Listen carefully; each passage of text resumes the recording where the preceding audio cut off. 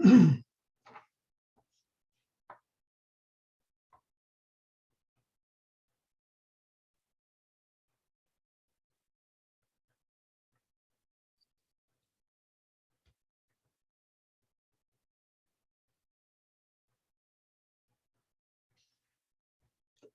afternoon, everybody. Welcome. My name is George Joyner. I'm with Putnam Score, and I'll be your host for the next hour. Just want to take a minute and share with you a little bit of information about SCORE if you're not familiar with us. SCORE, who will be sponsoring this event, is a nationwide not-for-profit organization. We are staffed by about 10,000 volunteers across the country, operating out of over 350 chapter locations. The goal of SCORE is to foster a vibrant small business environment through free mentoring and education. Could you do the next slide, Maggie? The services that we offer to our small business communities are primarily confidential business mentoring. We offer a series of workshops and webinars. For example, the one that you're going to be participating in today is an example of that. And we also have an extensive online library, and that library consists of both printed and webinar type materials. It's accessible to anybody through our website, which is www.score.org. We offer our services to virtually all businesses, whether they be for-profit or not-for-profit. We work with startup ventures, pre getting into business, to solopreneurs, to organizations that have been in business for a long while and have a substantial number of employees. And the services are provided by our volunteers who have a very broad background or series of backgrounds in a number of businesses, industries, and specific functions in the business. We try and match our mentors to our clients as best we can to provide you with the support that you need to get your business problems solved or your business up and running. This particular webinar, if you do the next slide, this particular webinar is sponsored by the Lower Hudson Valley SCORE chapters, Dutchess, Putnam, Rockland, Orange, Ulster, and Westchester. And you can see our contact information here, but don't worry about trying to write it down or capture it right now. We will be providing all the participants in this event, all registrants, in fact, the audio version of this, a copy of this presentation, which you should have by the weekend. And you can get this information just by going through the slides there. The ground rules for this webinar are going to be pretty simple.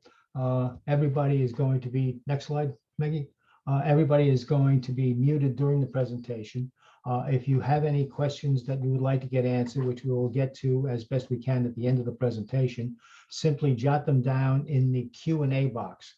The chat box is disabled for this webinar, so you won't be able to catch us through that.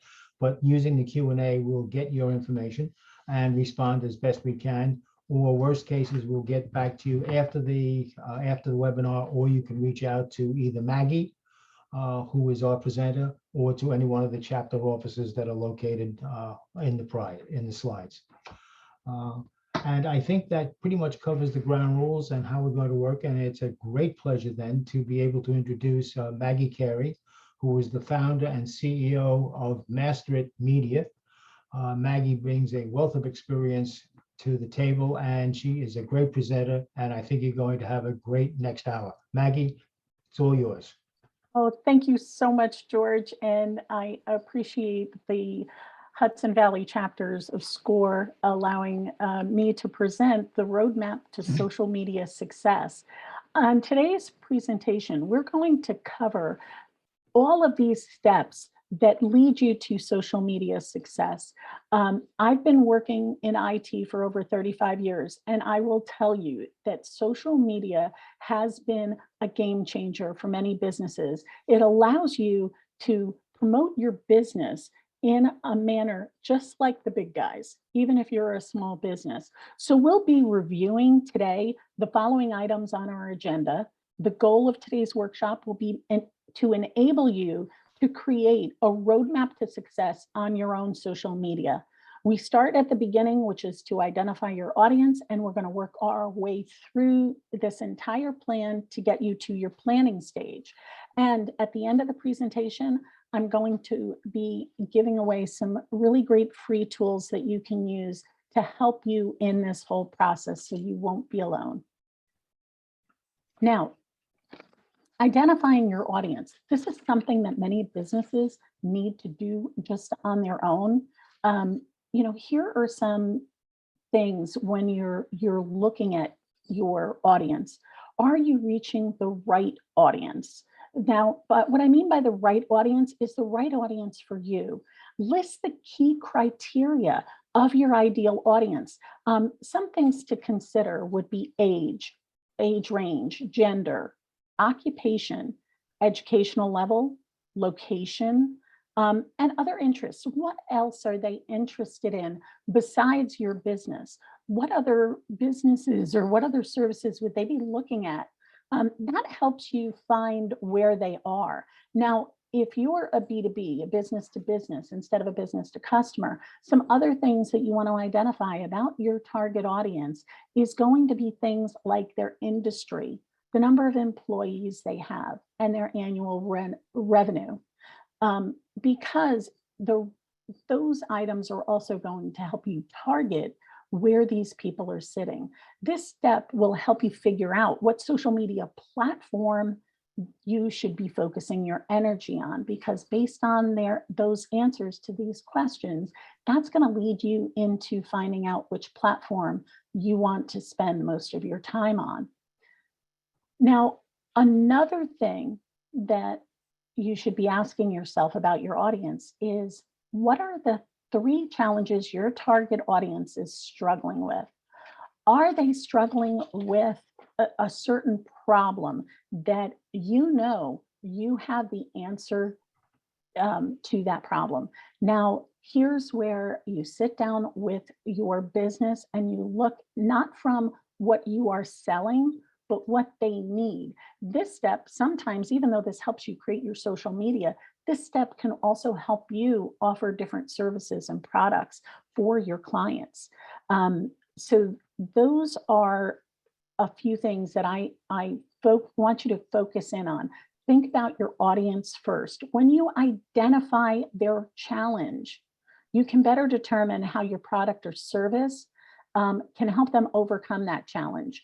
It really does help you focus in on the problem that they have, not the product that you're selling. So again, go back to those demographics, the ideal client, what makes up an ideal client for you, and then focus in on those challenges that client has. And when you do that, that's going to help you create really great content for your social media. And that's what gets you engagement. We're on to our next step, which is establishing your goals. Now, when I'm talking goals here, I'm not talking about your business goals as much as I'm talking about the goals for your social media presence. So it's a bit different. So what does social media success mean for your business?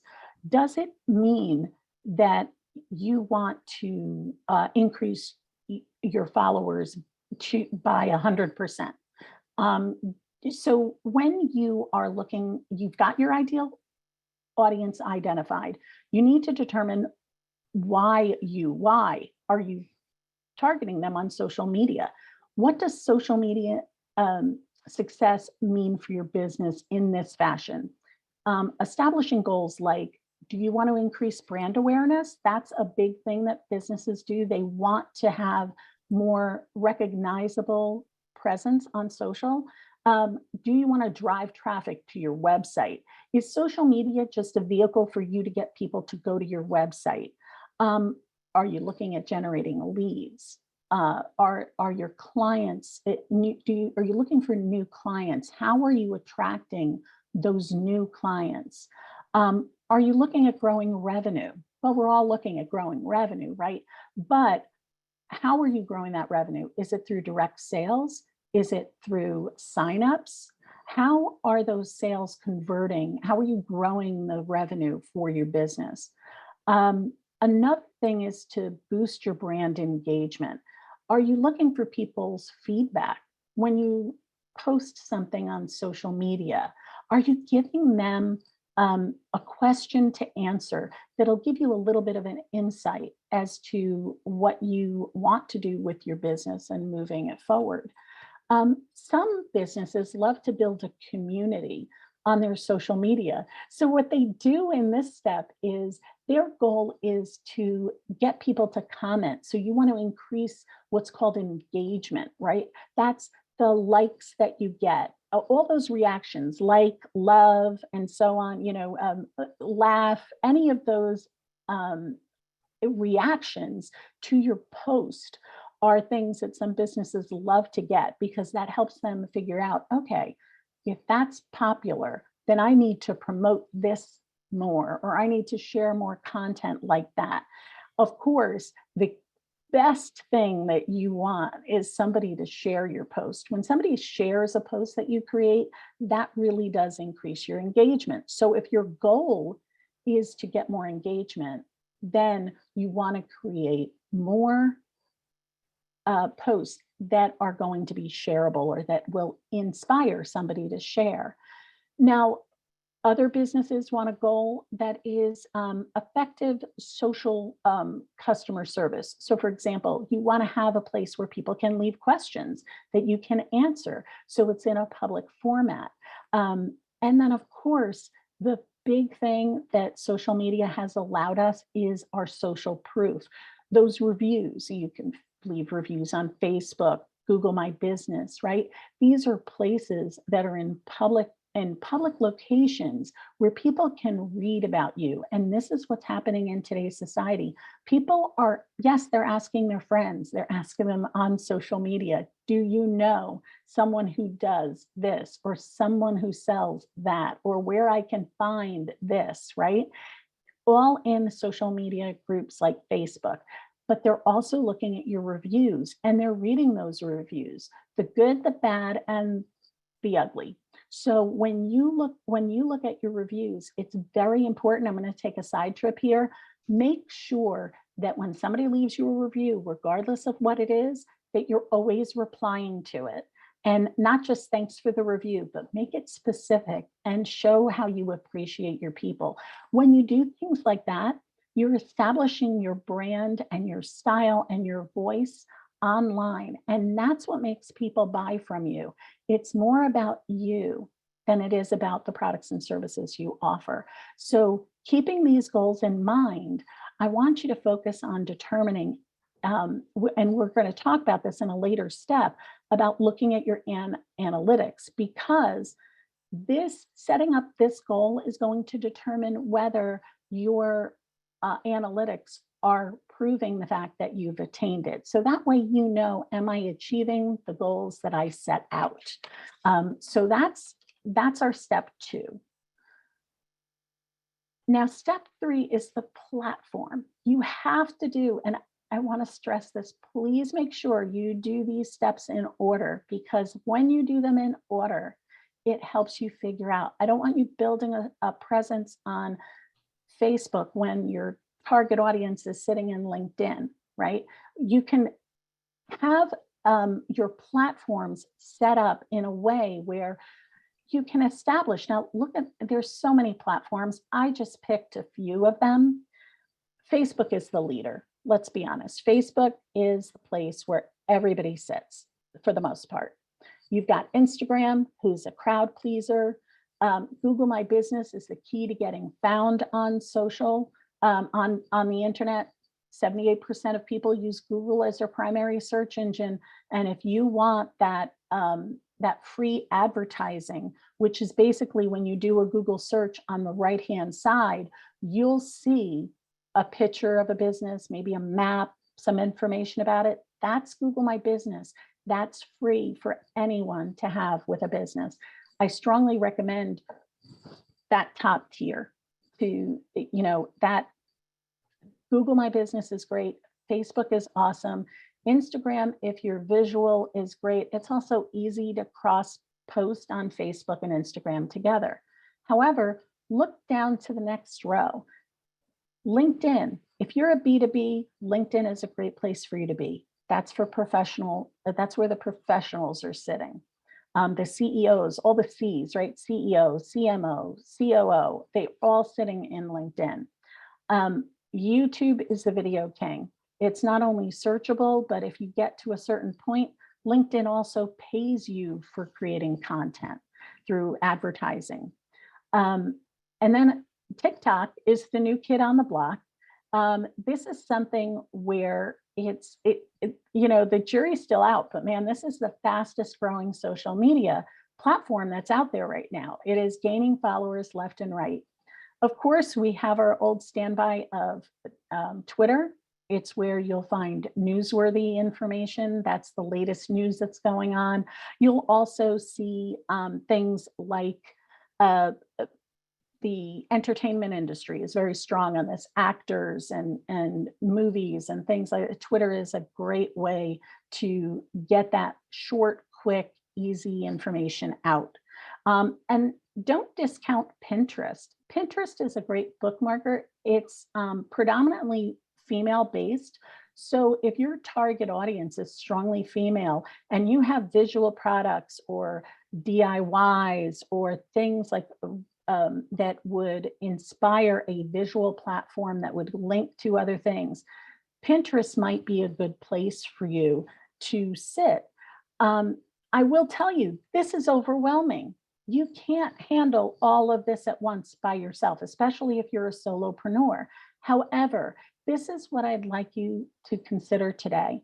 At least on Facebook, Instagram, Google, LinkedIn, and Twitter. Establish a presence. Go in there and take the time to create your presence, get your brand done. Like you'll see with Master at Media, everything is Master at Media across the board. I was very fortunate to find that name available across all of them. But I have a presence on each one so that even TikTok, which I don't really do, but I have it there just in case. And then focus on the ones where your ideal clients are sitting. I'm really confident that if you focus in where your target audience is, so let's just take Facebook, it's the leader, it's got engagement, it kind of checks the boxes for a lot of people. You can sit in Facebook and create content and reply to people. Like, don't just push out content. You have to engage in the platform in order to get the most out of it. So focus in on one. In this instance, let's say your key platform is going to be Facebook, and have it established, have your presence established on every other platform, and just tell them, hey, thanks for finding us on Instagram. Check out our Facebook page because we have a lot of things going on there. Now, sometimes the platform isn't very happy when you defer them off platform. So if I'm on Instagram, to defer off Facebook, but Facebook and Instagram are owned by the same company, so you're safe there. But keep in mind, you're not posting there that much anyway. It's just in case somebody finds you on that platform that you're not very active on. A dead platform without any kind of point to somewhere else could be very detrimental to your business. They may think that you're no longer in business, which you don't want to have. So pushing them off to a different platform is a really great way to engage that. So once you've established the presence online, share content about the platform that you're most strong on, and then encourage you to visit there. When you do that, you can also do what's called a link in your bio. And when you have a link in your bio, it can drive them to your website, or it can drive them to another platform. So consider these platforms and see where your ideal clients sit. So, let's just take Facebook, for example. You're going to see the 35 plus crowd there. You're going to see people who are community minded. So if you're local and focus locally, you'll find a lot of people on Facebook there. If you're looking for a more visual, like restaurants are a great Instagram place for you to be. So think on your ideal audience, like we had talked, think about your goals and what you're trying to accomplish, and then select your platform. Once you've identified those first 3 steps, the next thing is to optimize your profile. Your profile is the information that the platform has on your business. This is one of the steps I see most businesses struggle with because they're not sure what to do. So in a profile, you are going to see things like your name, a photo. Sometimes you'll see a profile picture, you'll see a banner. Those 2 photos are critical for your business. It helps you solidify your brand, and it also helps you get brand recognition and identity. You don't want to mix this up all the time. When you put in a photo as your profile photo, that's a thing that people will see. And when you comment, that's the thing people will see as well. So you want it to be something like a picture of you, a picture of the outside of your business. If again, going to restaurants, maybe it's one of your signature dishes, things like that, where it's a recognizable that it is you and your business. Having a description that is fully laid out. Now, some of these descriptions can go to 1,500 characters. That's a lot of information that you could be putting out there with keywords that contain things that will drive people or will be searchable for people so they can find your business. Of course, a bio is great. Writing it in the first person is wonderful, giving a little bit of insight as to why you're an expert in your area without being braggy, but with, stating the facts. And of course, the link. The link is where you are driving them to do something. Do you want them to go to your Facebook page? Do you want them to go to your website? Do you want them to sign up for your newsletter? Do you want to send them over to your shop? What are you doing to drive traffic to your business? Now, keep in mind when you do this, you are clarifying your brand. If you haven't solidified your brand, that even comes before identifying your target audience. You have to be consistent with your brand. And by brand, I'm not just talking your logo or your colors. I'm talking about the personality of your business and what your culture is like. It's also an opportunity to clarify your brand name. So keep that in mind when you're updating, your profile. Make sure they're completely filled out. That also helps you with the social media algorithms. When you have a completely filled out profile with a lot of information in it, it's fantastic to help you get more engagement. Make sure if you're using photos that it's a high quality profile picture, especially on LinkedIn.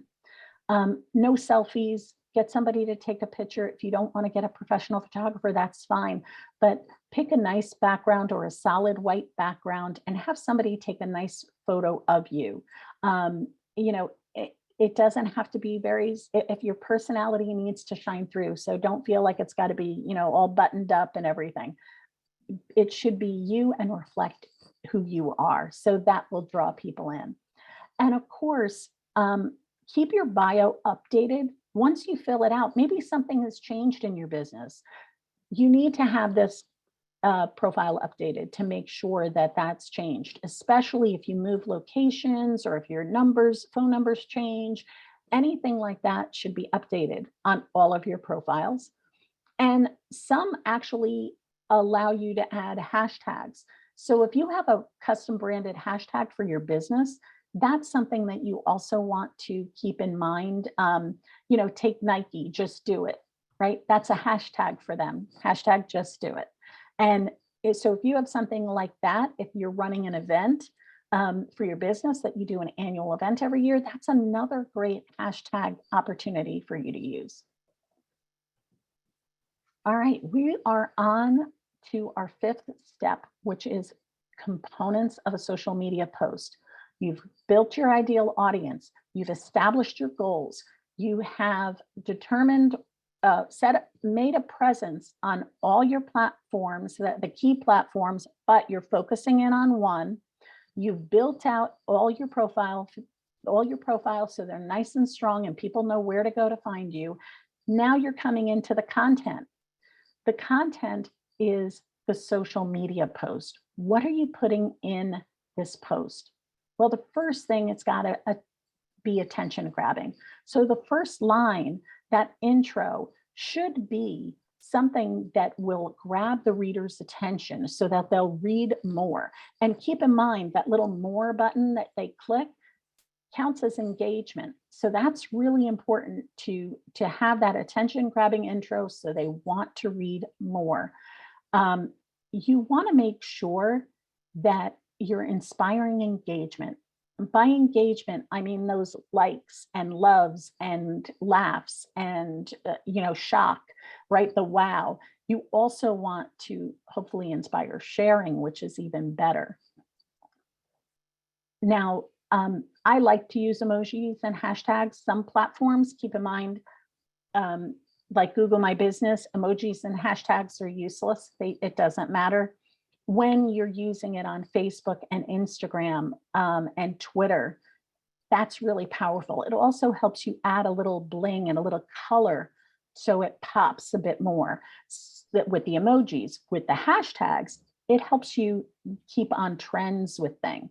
So let's just talk about, you can hashtag whatever your business industry is. So I would hashtag social media. I could hashtag social media tips, right? We could, SCORE would hashtag things like small business, local business, business education, right? These are things that you can do because people search on those hashtags. Of course, having powerful on-brand visuals. And this is where it could be a photo, it could be graphics. We use Canva, which is a great tool. It's free. There is a premium version, which is extremely valuable. So you don't have to go, it's easy, all in one place to search for photos and everything like that.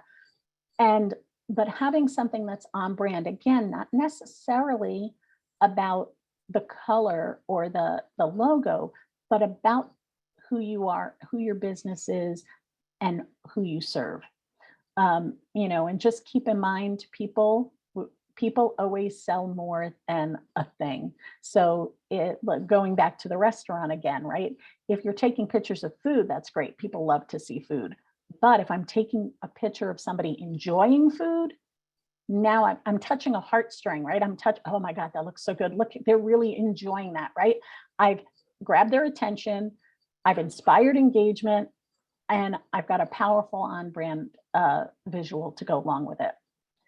Now, and again, here's where you need a clear call of action. This is the one step people miss all the time.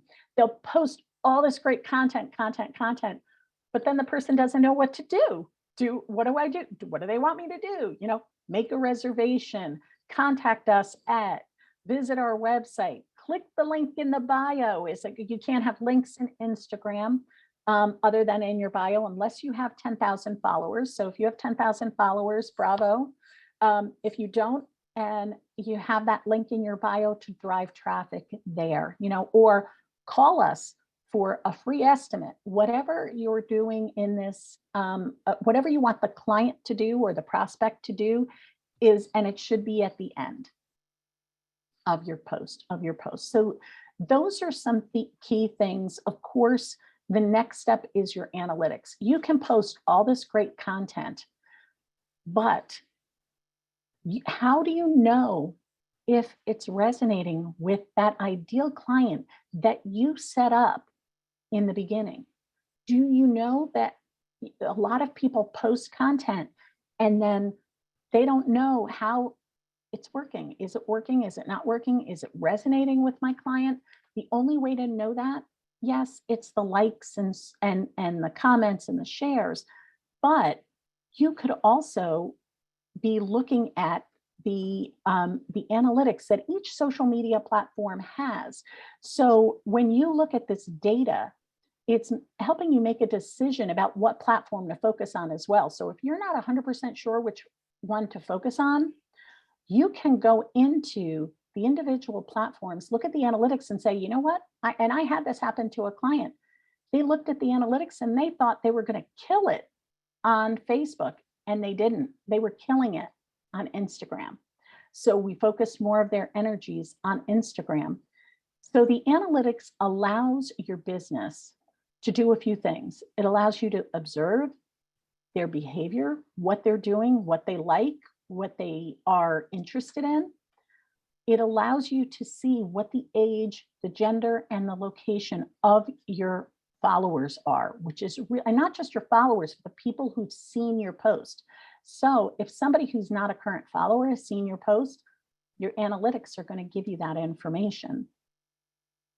And it'll also determine the effectiveness of your post. When you're reviewing analytics, you'll determine whether you're attaining the goals that you have set out. So keep that in mind when you're looking at your social media. Do you see how all of these pieces are starting to fit together, how they all depend upon the step or steps before it to obtain that strong social media presence? I have to tell you that this step is skipped because it's confusing and it's time consuming. But it is the best way to determine if your posting is resonating with your ideal audience. You can see we're building on each step. This is one of the ones that if you don't know how to do, this is a step that you need to learn how to do. And a lot of them, like in Instagram, if you're on your phone, you can only access it on your phone. If you open up your Instagram account and go to your profile, there's a button that says Insights. Click on it. It levels you deep into it. Facebook now has, if you go to business.facebook.com, it's a location where you can look at you click on Insights, right? It has that section is very intense. But if you just click on Insights, it not only gives you Facebook, but it gives you Instagram, and side by side, so you can compare the two together. Now your Instagram and your Facebook need to be linked together, and they both need to be a business account in order for you to do that. But it's worth the time and energy to set it up, because with the click of a button, you can look at all of these statistics and analytics for your business in one place for those two platforms. With LinkedIn, you can only have it on your business page, analytics on your business page. They do not provide it for your personal page, for your personal profile. All right, so now we are at the final step. This is the plan. This is where, okay, you've tried all these things, but now you have to plan what you're going to do. Building your brand on social media requires a defined strategy or plan, because I've got to tell you, this is a step that will relieve a lot of stress for you and your business when you're creating a social media plan. Now, the reason we do this, again, we're building our brand on social, we're building our audience, we're gaining exposure, we're getting people to see who we are and what we do, right? This is when we went back to what platform you're going to be on, that I said, focus in on one platform. If you don't have the time to post on 5 platforms, pick the one that you're going to post to consistently. Now, a consistent presence may be different for different people. Some people say a consistent presence is every day. Some people say it's once a week. Some people say it's 5 times a week. The consistency is what you can do. So if you can commit to doing 1 a week, then do 1 a week. I suggest that businesses do anywhere from 3 to 4 posts a week, because that keeps you in in mind. It's a good manageable thing for most businesses. But if it's too aggressive for you, do what you can do as long as you're consistent. Don't just post once and then you're like, oh, I'm going to post 5 times today, right? Plan it out. So you've got 5 posts, you can create them and have them sit in a, at the end here, I'm going to give you a tool that you can use, have them sit in a spreadsheet that you can copy and paste in when you're ready to post. The other thing is to organize your posts. Have them in a place where you can maintain a set thing. So you're not having like, oh, I'm gonna promote this product and I'm going to then give a testimonial. And then I'm gonna promote that product and this product, and then I'm gonna share a quote. And then I'm gonna, right? Like you wanna mix it up so that it's interesting and you don't have the same type of post following each other. So by planning it out, you can then organize your post. It also helps you, like coming up to a holiday season. What are you going to promote? And when are you going to promote it? And are you giving them teasers before that so that they're excited? Wait till you see what we have coming up for the holiday season this year, or wait till you see what we have planned for summer. All of these things will help you plan it out so that you can have a strong presence. Of course, by doing this, you're targeting your audience more effectively because you're planning it out. You know exactly what your goals are, so you can create that content. It saves you time, and it really does. You may not think it does, but it does. When you sit down and time block, let's just say 2 hours to create the content for your week, all right? When you do that, you are in the zone. You're thinking about social media, you're thinking about your ideal client, you're doing it. You do it at a time where you don't have any distractions, because the distractions will cause issues when you're doing creative work. So it does, and it's, I don't have to stop and start again and then go back to it. And if you're doing it every day, it's that thing that kind of sits. Wouldn't it be nice to just have your content done and then not have to worry about it because it automatically goes out? It's a beautiful thing to plan it. Providing variety in your content. You talked about how you want to make sure that you're not just doing testimonial, testimonial, testimonial, and then a quote, quote, quote. You want to mix them up so that it gives a little bit more variety and will keep your audience entertained. And of course, you're focused on your goals. So here's where your posts are organized, all those steps we talked about before.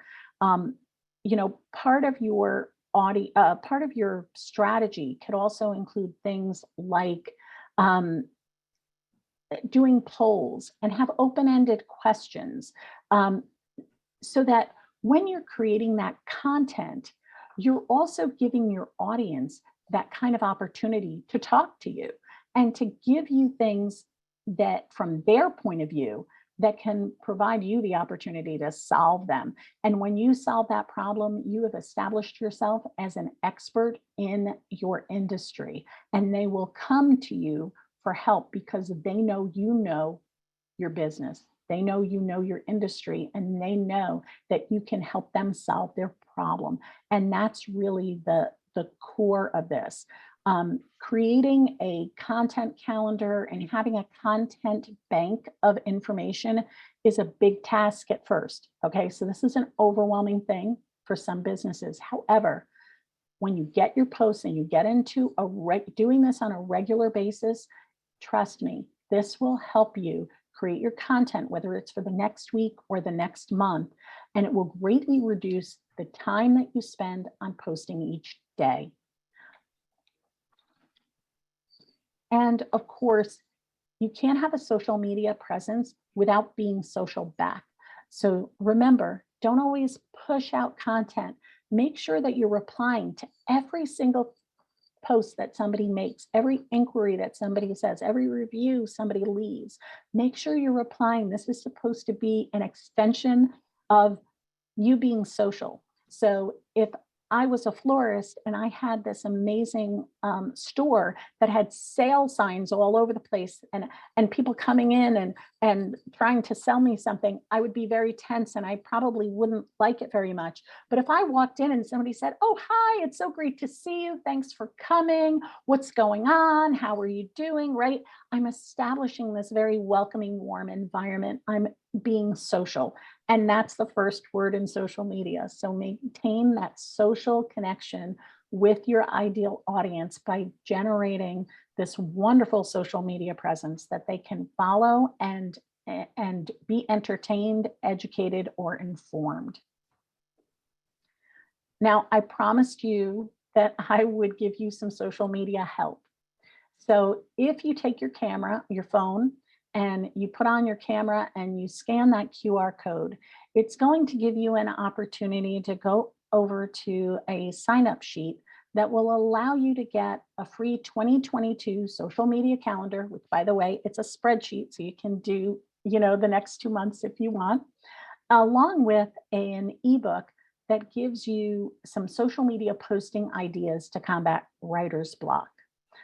At Master It Media, I educate businesses on developing an engaging social media presence that will build them an audience of raving fans.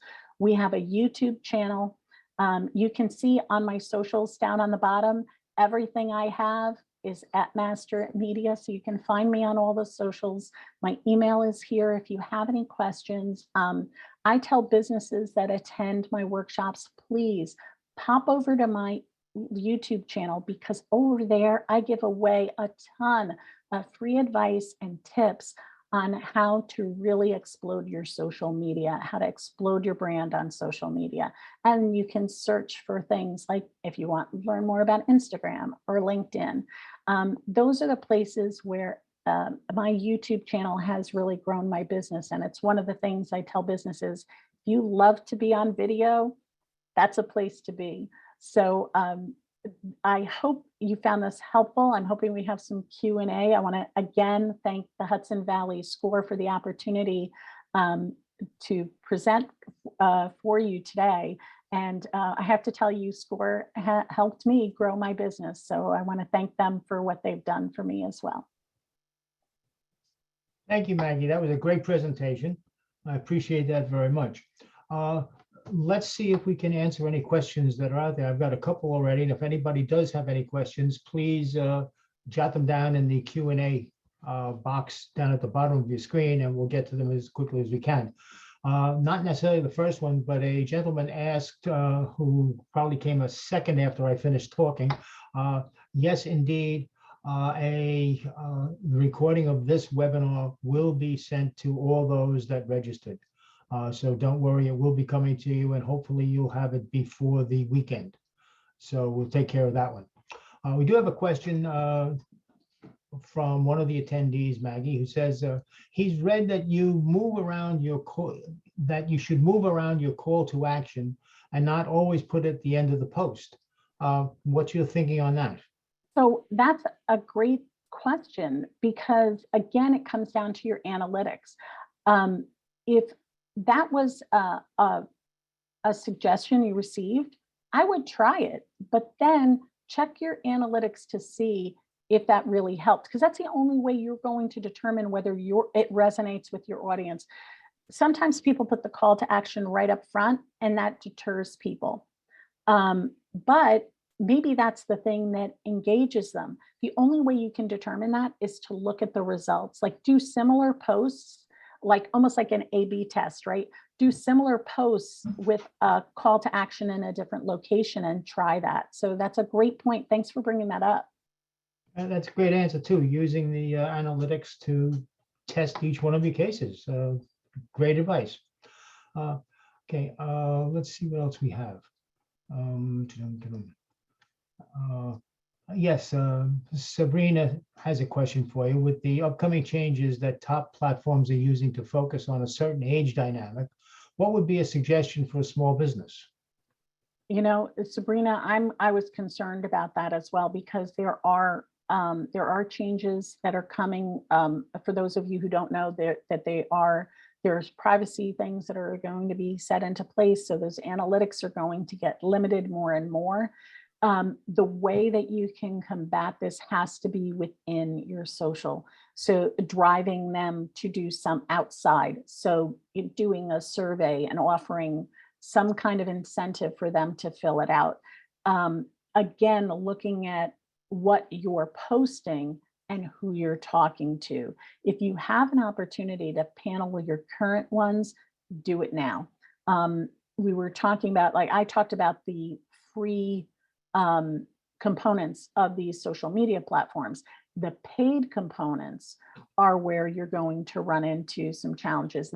If you're considering doing something paid on Facebook or Instagram, now's probably the time to do that, because those demographics are going to be tightened up a bit. We don't know exactly what's going to happen. So I'm speaking current, what's current today, and keep that in mind. Okay, thank you.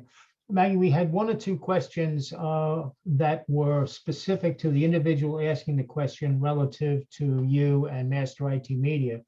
One of the questions involved not being able to scan the QR code, and others were specific to your business. And what I recommend is, as you see on this particular slide, you can reach Maggie by email at maggie@masteritmedia.com. So you can quickly ask those questions and get the same results. Maggie? Right. And the presentation is that's going to be emailed to attendees will have this on there, so you can then, when you're at home and downloading it, you can then do that. If you go to my website, I also have a contact us form, so you can reach me there as well. But there's also going to be a companion worksheet that comes along with this presentation that you'll receive as well. And that companion worksheet kind of gives you sort of like almost like a workbook feel, where you can fill out information. But at the end of that as well is the link to this, the link to the giveaways. Great, I think that's very helpful. Maggie, Pat asks a question: posting 3 or 4 or more times a week can be overwhelming to your audience? Question mark, question mark. Is that a concern? 3 to 4 posts is pretty standard. I don't think it's overwhelming, but again, if your audience finds it annoying, like you've got to meet your audience where they sit. That's right. So that's why step 1 was your ideal audience, right? If your ideal audience is, some people feel like 1 post a day isn't enough, right? It depends on the audience, right? It really does. So what I'm more concerned about is what businesses can handle, because you've got to develop that consistent platform, that consistent presence.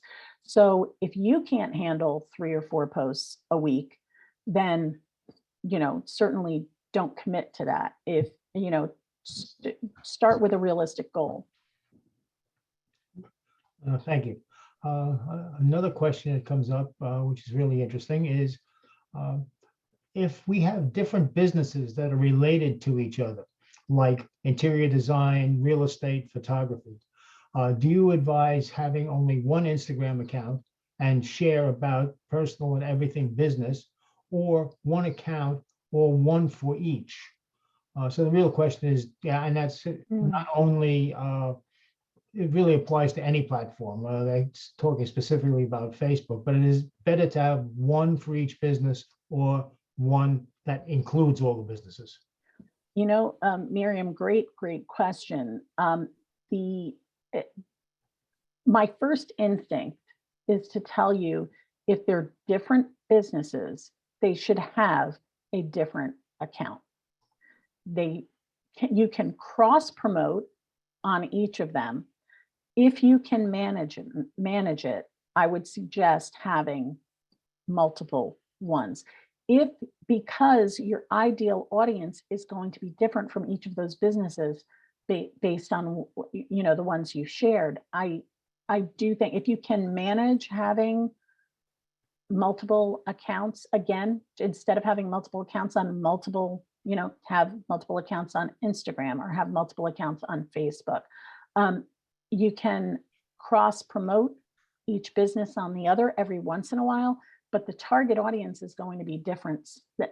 I know that might not be the answer you wanted to hear, but that's my recommendation, because you're going to build a different those are different audience, unless I'm wrong and your audience is the same for all three, but they look different enough that they would be three separate entities. Thank you. Do you have any tips about the use of posts, stories, reels on Instagram? Oh gosh, sure. So Instagram. Do you need another 45 minutes? I need another 40 minutes, right? Instagram is 5 social media platforms rolled into one. Okay. So you have your regular posts called your feed, right? You have stories, you have reels. So stories is a thing, it's a 24-hour thing, but you can still, it's very popular. It's really good to use.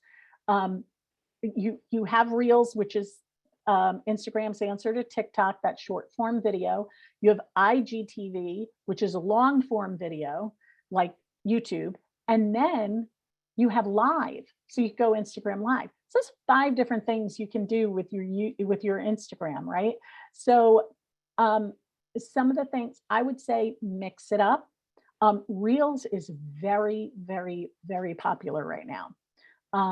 So if that's something you want to do, like the cool thing with IGTV, you could do a long form video and share it on your feed, right? And then it links to your IGTV. So it gives you a little bit like double exposure, with one post, right? You want to take a post, you want to take something and multi-purpose it. You can also take something on your Instagram feed, and you can share it to your story.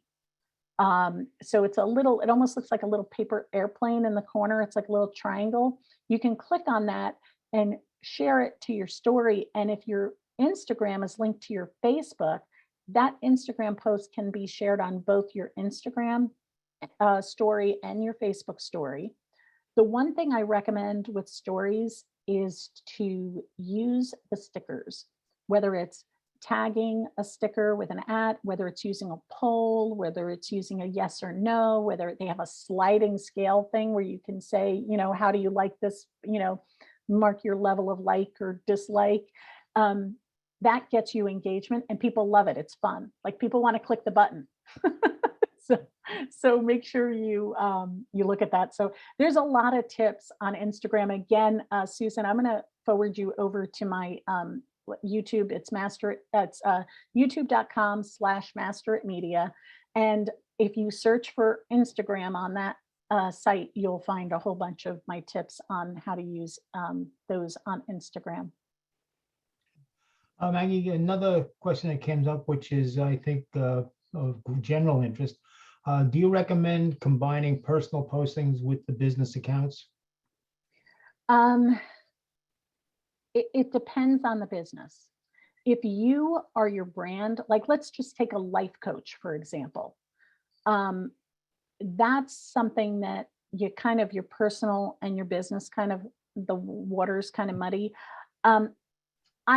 I like to share some personal things on my business, but I don't get too personal. So, if it's Sister's Day, I'm going to share a post of me and my sisters, where my sisters and I, right? But I don't know if I'd get too personal with it. So a lot of businesses do, when they're health and wellness, fitness, things like that, they do a lot of posting. But what you have to make sure is you can share your business posts on your personal every once in a while, but you don't want to lose your personal followers because you're always talking about your business. It's vice versa. You don't want to share too much on your business page that's too personal there. So I guess that's not a solid answer, but it depends on your business. Another question comes, which I think is of general interest too, is this person says she's not very tech savvy. What's the easiest platform to start on? because she'd like to post interesting nature-ish photos and quotes in an article and book she reads and the like. Yeah. So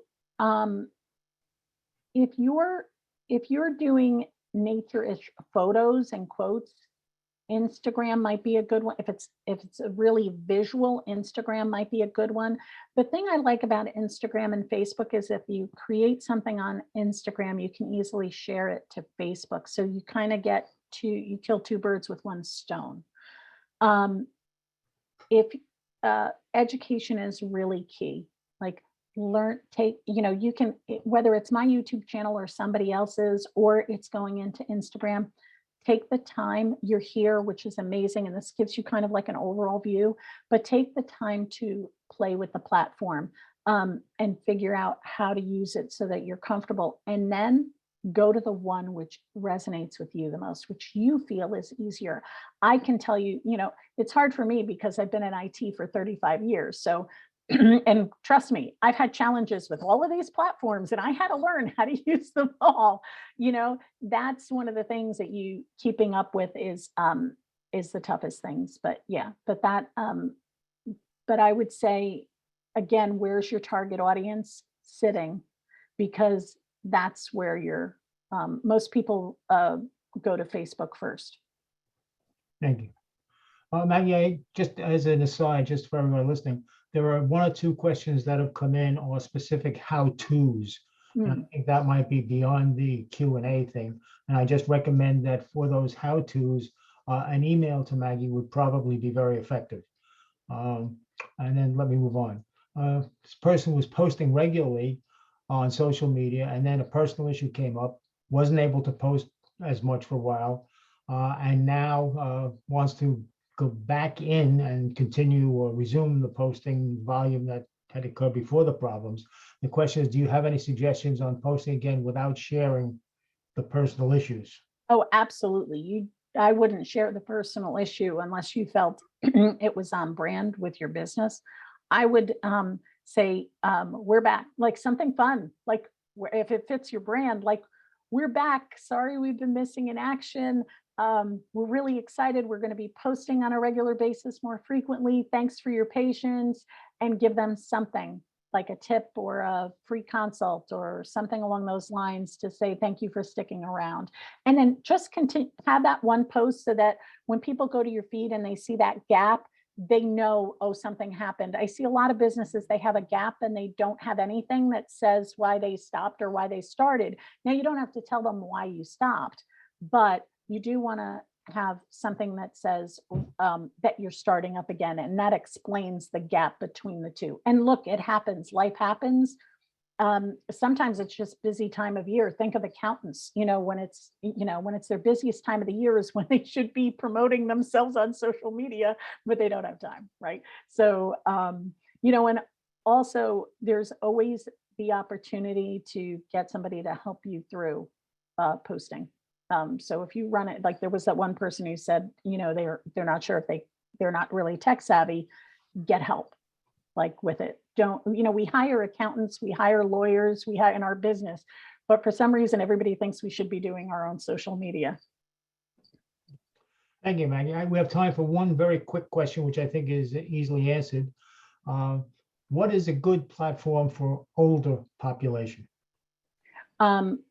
Okay, so older is a relative term. So I would say generic, it depends if it's a B2B or a B2C. If it is a B2B, LinkedIn is great. If it's a B2C, Facebook would be the one I would drive to. Facebook is the one that seems to be a good solid answer if your questions come up with, a lot of those questions I asked you came up with, I don't know. So I would say Facebook. Well, I think that's all we have time for at this point, Maggie. I think it was a wonderful presentation, and the questions were great, and the answers were great. Hopefully everybody found it valuable. I want to share with you that next month, actually on November 9th, we're going to be running another webinar called Finishing the Year Financially Strong, with a lot of hints and tips on what to do for year-end closing as far as your books are concerned, and some actions you can take to maximize the profits. Once again, we, the Hudson Valley Score team, thank you very much for joining us today. You can find our information if you need to reach us on the recording of the presentation that you'll be getting by the end of the month.